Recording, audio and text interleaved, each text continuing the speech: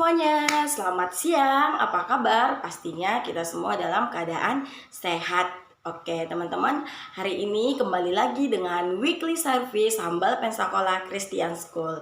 Oke, hari ini Miss Winda akan bawain renungan dari Lukas pasal 22 ayat 3 sampai 6. Oke, teman-teman, Miss Winda bacain ya.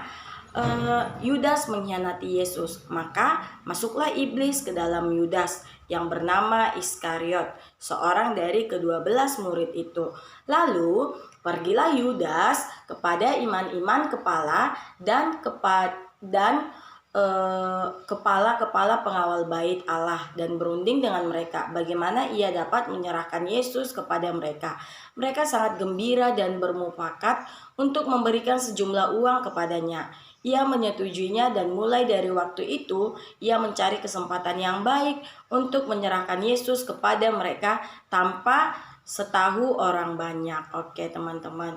Jadi Lukas 22 tadi berbicara tentang pengkhianatan Yudas terhadap Yesus. Oke, nah teman-teman, hari ini Miss Winda berbicara temanya itu adalah tentang Yesus sahabat sejati kita. Oke, pastinya teman-teman semuanya punya yang namanya sahabat. Kalau menurut teman-teman definisi dari sahabat itu apa sih gitu? Nah, kalau Miss Winda nih ya, sahabat itu adalah orang yang kita pilih untuk menjadi orang yang terdekat dengan diri kita. Nah, jadi kalau kita sudah merasa kalau orang tersebut dekat dengan diri kita, pastinya sahabat itu pasti akan selalu ada dan tidak akan pernah meninggalkan kita. Oke, nah kadang kan kenapa kita bisa bilang kalau si A adalah sahabat kita? Karena apa? Karena kita ada kayak nyambung aja gitu jiwanya. Jadi mungkin itu namanya terikat secara emosional satu sama lain gitu. Tapi kalau udah yang namanya sahabat pasti dekat gitu. Tapi bagaimana kalau seandainya sahabat yang dekat dengan kita itu mengkhianati kita gitu. Nah, hari ini kita mau belajar tentang itu. Oke, teman-teman, tadi Yudas Iskariot adalah salah satu dari 12 murid Yesus. Nah, kalau murid berarti kan dekat dengan Tuhan dong, dekat dengan Tuhan Yesus. Berarti Yudas Iskariot ini adalah salah satu orang yang memiliki ikatan emosional lah gitu dengan Tuhan, dengan Yesus gitu. Tapi apa yang terjadi teman-teman? Di ayat 5 dan 6 Yudas itu malah menerima uang dari orang dan digantikan dengan Yesus. Nah, itu pengkhianatan yang dilakukan oleh Yudas Iskariot terhadap Yesus, di mana dia rela menukarkan Yesus dengan sejumlah uang gitu. Nah, murid Tuhan Yesus itu ada 12 orang untuk menjadi muridnya. Nanti teman-teman di mana ya? Di Matius 10 lah. Matius 10 ayat 1 sampai 4 gitu. Nah,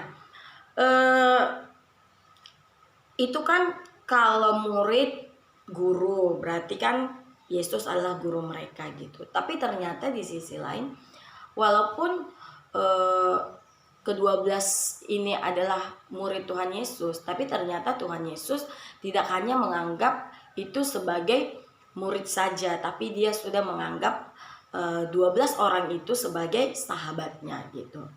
Nah,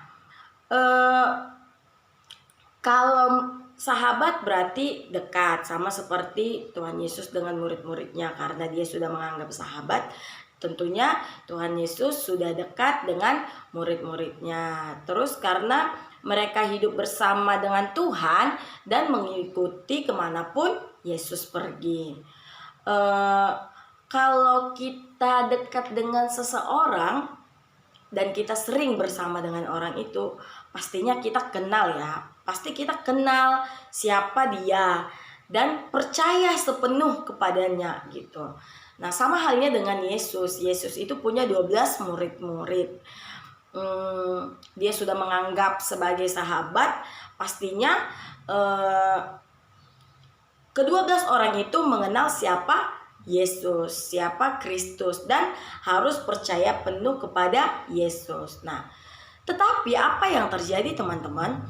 Yudas mengkhianati Yesus. Artinya tadi kalau kita menganggap dia sahabat, pasti dia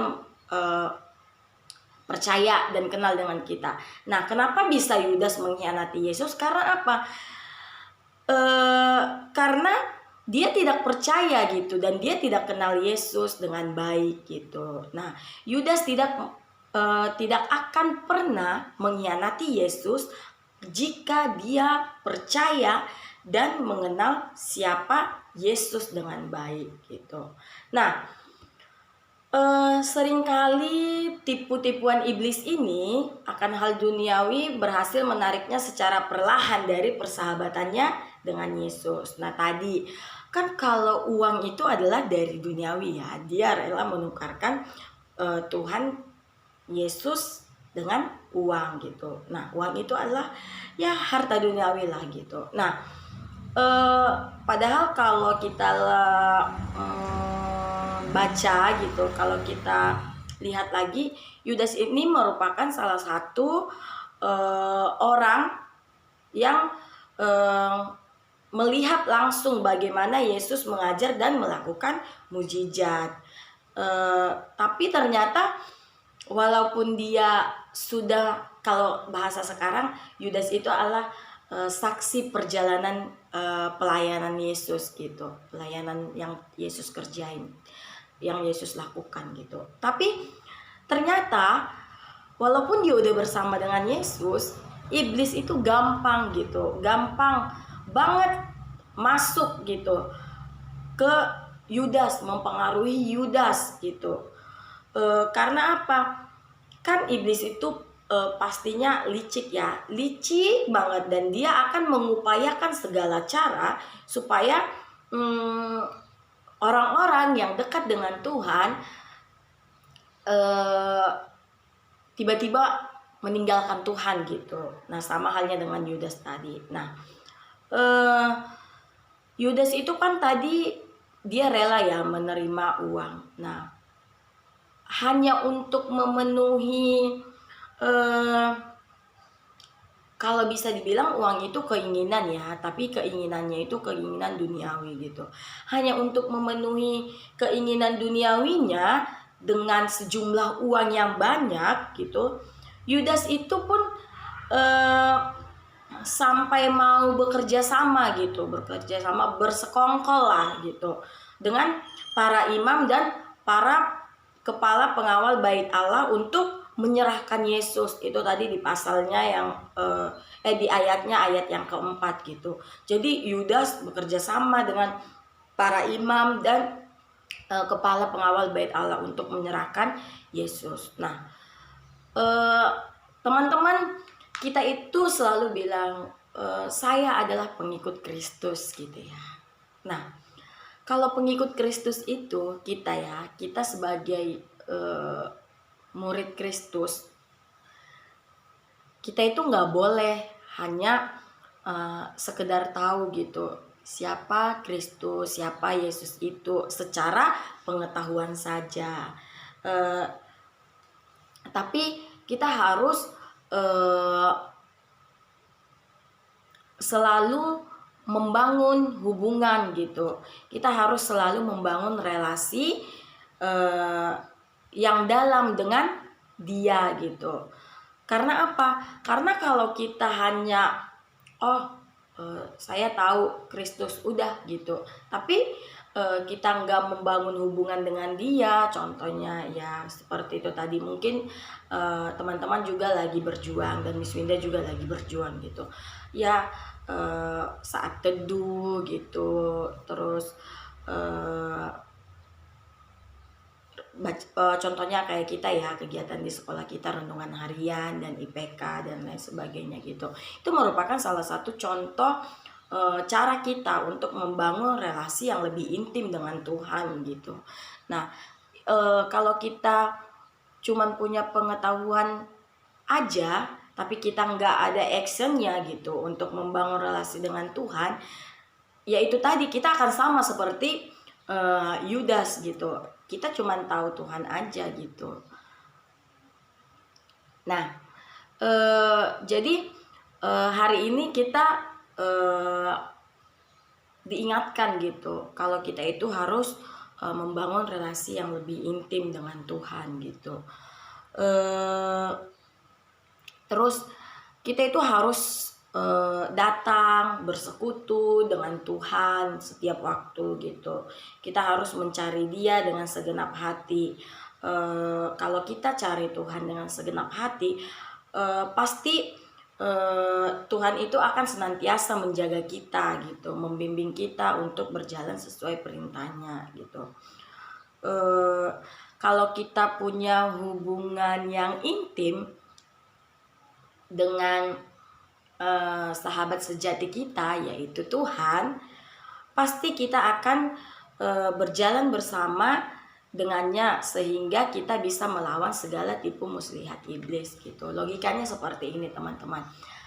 Kita bisa bilang orang itu sahabat kita gitu. Dan kalau kita bisa berjalan sepemikiran dengan dia, kalau bahasa sekarang sefrekuensi dengan dia, pasti kita akan bisa lama gitu persahabatannya gitu. Tapi kalau kita nggak bisa sefrekuensi dengan dia dan nggak cocok gitu, kita nggak tahu lebih dalam dia seperti apa, pasti pertemanan kita atau persahabatan kita itu nggak akan berlangsung lama. Sama halnya dengan Tuhan Yesus gitu. Sebagai sahabat sejati kita harus membangun hubungan yang lebih intim lagi dengan Tuhan gitu. Jadi kalau kita punya hubungan yang lebih intim dengan Tuhan dan di setiap waktu gitu, pasti kita akan bisa berjalan bersama Tuhan gitu, beriringan gitu. Nah, kalau kita sudah berjalan bersama Tuhan, apapun cara yang dilakukan oleh iblis untuk mempengaruhi, menipu kita, itu akan gagal gitu. Oke teman-teman, hari ini sampai di sini dulu yang mau Miss Winda sampaikan. Kita sama-sama belajar untuk terus membangun hubungan yang lebih intim dengan Tuhan, dan kita harus mulai sekarang harus mulai actionnya nih gitu, harus mulai bertindak untuk mengenal siapa sebenarnya Yesus Kristus itu gitu. Kita jangan hanya pengetahuan saja, tapi harus ke action kita gitu. Salah satu actionnya adalah membangun hubungan yang lebih intim dengan Tuhan. Oke semuanya, terima kasih teman-teman sudah mendengarkan renungan dari Miss Winda.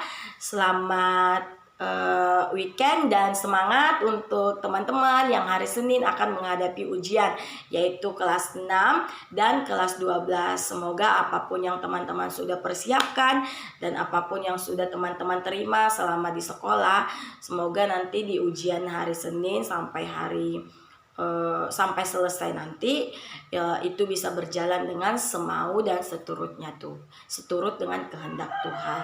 Oke semuanya, bye semuanya, shalom, Tuhan memberkati.